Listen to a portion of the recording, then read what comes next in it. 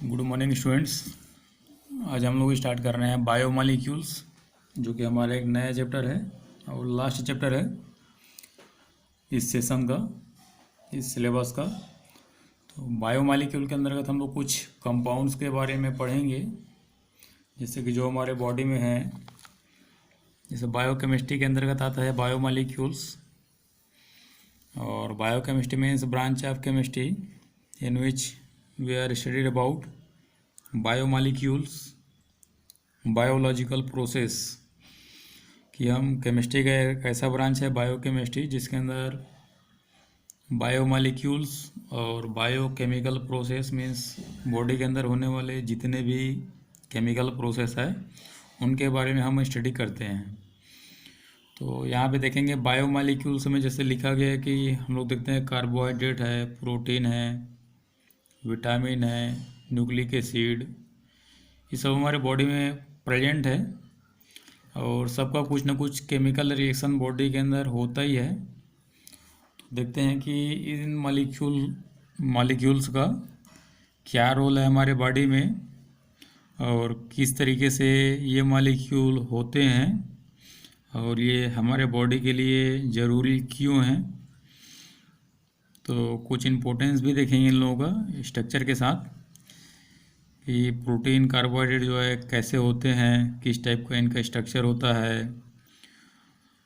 तो कुछ चीज़ हम लोग इनके बारे में स्टडी करेंगे इस चैप्टर में। तो देखेंगे यहाँ पे फर्स्ट कार्बोहाइड्रेट। तो कार्बोहाइड्रेट को हाइड्रेट मीन्स वाटर मान के चलेंगे और कार्बो मीन्स कार्बन। तो hydrate of carbon is known as carbohydrate करके पहले एक कंसेप्ट आया था,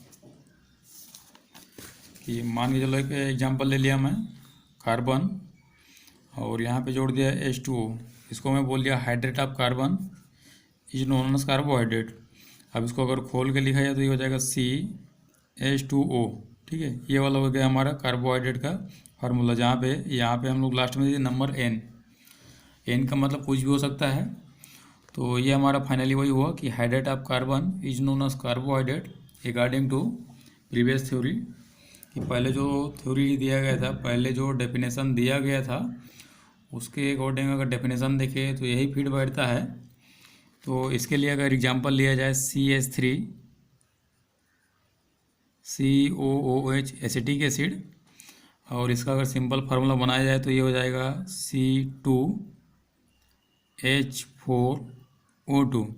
ठीक है, और फाइनली इसको अगर मैं निकालूंगा तो ये हो जाएगा CH2O और यहाँ पे 2। ठीक है, तो ये भी हो गया हमारा हाइड्रेट ऑफ कार्बन।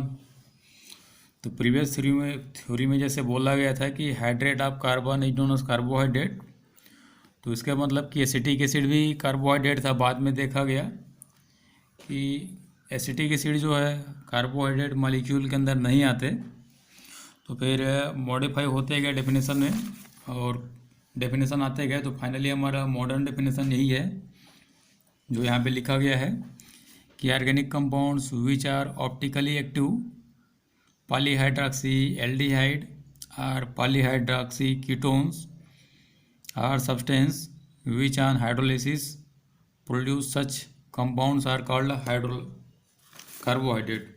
ठीक है, अब यहाँ पे देखेंगे कि हमारा जो सिंपलेस्ट एग्जांपल होता है ग्लूकोज C6H12O6, इसका अगर हम लोग स्ट्रक्चर देखें तो इस तरीके से होगा C2C3C4C5C6, लास्ट में होता है हमारा एल्कोहल।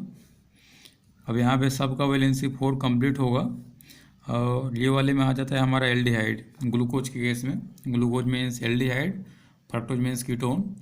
अब यहाँ पे हमें H और OH को अरेंजमेंट करना पड़ता है, तो ये होता है OH अल्फा अल्फा, ये हो जाएगा बीटा, ये हो जाएगा अल्फा, और बाकी जो रिमेनिंग पोर्शन बच रहा है यहाँ पे इस तरीके से हम लोग हाइड्रोजन को डिस्ट्रीब्यूट कर देते हैं।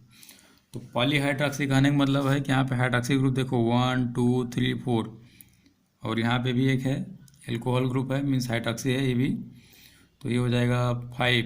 ठीक है, 1 2 3 4 5, 5 यहाँ पे हाइड्रॉक्सी ग्रुप प्रेजेंट है। इसी को बोला गया है पॉलीहाइड्रॉक्सी एल्डिहाइड। एल्डिहाइड मीन्स ये वाला एल्डिहाइड है और इन बहुत सारे OH की वजह से यहाँ पे पॉलीहाइड्रॉक्सी बोला गया है। ऑप्टिकली एक्टिव कहने का मतलब है कि देखो यहाँ पे अरेंजमेंट, ये राइट साइड में है, ये लेफ्ट, अगेन ये राइट साइड में है, फिर राइट साइड, ठीक है।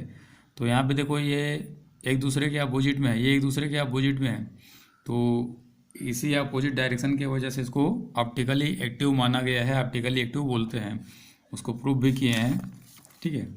तो यहाँ पे हमारा डेफिनेशन है, organic compounds which are optically active, polyhydroxy aldehydes or polyhydroxy ketones or substances which on hydrolysis produce such compounds are called carbohydrate. कि हमारा पॉलीहाइड्रॉक्सी एल्डिहाइड हो सकता है, या फिर पॉलीहाइड्रॉक्सी कीटोन हो सकता है, या फिर कुछ सब्सटेंस हो सकता है जो कि हाइड्रोलाइसिस पर, हाइड्रोलाइसिस मतलब जब जब हम उसमें वाटर ऐड करेंगे तो ये पॉलीहाइड्रॉक्सी एल्डिहाइड हाइड्रॉक्सी कीटोन टाइप का कंपाउंड प्रोड्यूस करता है, तब उसको नाम दिया जाता है कार्बोहाइड्रेट, ठीक है। एग्जाम्पल इसके बहुत सारे हैं, सेलुलोज है, सुक्रोज है, माल्टोज है, फ्रक्टोज है, ठीक है, बहुत सारे हैं। तो यहाँ पे एग्जाम्पल भी लिख लेंगे, glucose, fructose, maltose, lactose, cellulose, starch, बहुत सारे मॉलिक्यूल हैं इसके एग्जाम्पल में, तो हम फिलहाल 2-4 ही लिख करके चलेंगे। उसके बाद देखते हैं next, classification of carbohydrate on the basis of different term. ये कई टर्म को लेकर के हम लोग क्लासीफाई करेंगे, तो देखते हैं कौन कौन सा टर्म यहाँ पे लिया गया है। On the basis of first one is taste, कि carbohydrates are classified on the basis of taste. So carbohydrates are classified into 2 types according to taste. First one is sugar. Sugar जैसे कि नाम से ही पता है कि मतलब टेस्ट अच्छा होगा, स्वीट होगा। और सेकंड है नॉन शुगर। तो शुगर में देखते हैं कि those carbohydrates which are sweet in taste are termed as sugar. कि कोई भी कार्बोहाइड्रेट की वजह से बहुत सारे मॉलिक्यूल हैं, तो कोई भी कार्बोहाइड्रेट जो कि टेस्ट में अच्छा होता है, स्वीट होता है, उसको बोल देते हैं शुगर। और ये जनरली क्रिस्टलाइन होते हैं। एग्जाम्पल है सुक्रोज, ग्लूकोज, फ्रक्टोज, क्रिस्टलाइन भी होते हैं और जनरली वाटर सॉल्युबल होते हैं। और सेकंड है नॉन शुगर, तो these are tasteless sugar, water insoluble and non crystalline solid. Example है स्टार्च, सेलुलोज। कि some carbohydrates are tasteless and water insoluble and non-crystalline. This type of sugars are known as non-sugar, ठीक है। तो ये था हमारा पहला classification on the basis of taste. Now the second classification is on the basis of their behavior towards hydrolysis. They are mainly classified to be of 3 types. कि कुछ carbohydrate जो हैं पानी अगर मिलाते हैं, वाटर ऐड करते हैं, हाइड्रोलाइसिस कराते हैं, एडिशन ऑफ वाटर कराते हैं, तो क्या क्या कंपाउंड प्रोड्यूस करता है, तो इसके हिसाब से भी इसको 3 पार्ट में डिवाइड किया गया है। पहला है मोनोसेकेराइड, ध्यान देंगे यहाँ पे ये बी है, पहला क्लासिफिकेशन है ये बी, अगला है वो सी होगा। टोटल 3 तरीके से क्लासीफाई किया गया है, पहला टेस्ट, दूसरा हाइड्रोलाइज प्रोडक्ट और तीसरा रिड्यूसिंग प्रॉपर्टी के अकॉर्डिंग। तो ये दूसरा है। तो यहाँ पे देखेंगे पहला है मोनोसेकेराइड। तो मोनोसेकेराइड कहने का मतलब है कि कार्बोहाइड्रेट का अगर मॉलिक्यूल लेते हैं तो वाटर में डिसॉल्व करने के बाद जो एकदम स्मॉलेस्ट मॉलिक्यूल बनेगा उसी को बोलते हैं मोनोसेकेराइड। तो डेफिनेशन देखेंगे, it is the simplest monosaccharide which can not B hydrolysis. तो बड़े वाले मॉलिक्यूल को, लार्ज मॉलिक्यूल को हाइड्रोलाइज कराने के बाद, ब्रेक करने के बाद जो स्मॉल मॉलिक्यूल बना है उसको बोलते हैं मोनोसेकेराइड। और स्मॉल मॉलिक्यूल फर्दर और डिवाइड नहीं हो सकता और ब्रेक नहीं हो सकता, ठीक है। तो it is the simplest monosaccharide which can not be hydrolyse. Example है glucose, fructose, galactose, ribose. Glucose, fructose, galactose का देखेंगे फार्मूला सेम है, राइबोज का डिफर है। ये सिर्फ अरेंजमेंट में ही डिफर रहते हैं तीनों। ये एल्डिहाइड ग्रुप है, ये कीटोन है, ठीक है। और अरेंजमेंट भी देखेंगे वहीं भी डिफर रहते हैं ये लोग। अगला है हमारा ओलिगोसेकेराइड। तो ओलिगोसेकेराइड का मतलब ये एक भी मोनोसेकेराइड, मतलब स्मॉलेस्ट मॉलिक्यूल ये था, इसका जब 2 या 2 से 10 तक छोटे छोटे मॉलिक्यूल जब मिल जाएंगे तो ओलिगोसैकेराइड बनाते हैं। अब ओलिगोसैकेराइड बनेगा, फिर से अगर हाइड्रोलाइज कराएंगे तो फिर ये 2 से 10 तक के मॉलिक्यूल मीन्स मोनोसैकेराइड प्रोड्यूस करेंगे। तो डेफिनेशन देखेंगे, carbohydrates which produced 2 to 10 monosaccharides on hydrolysis is known as oligosaccharide.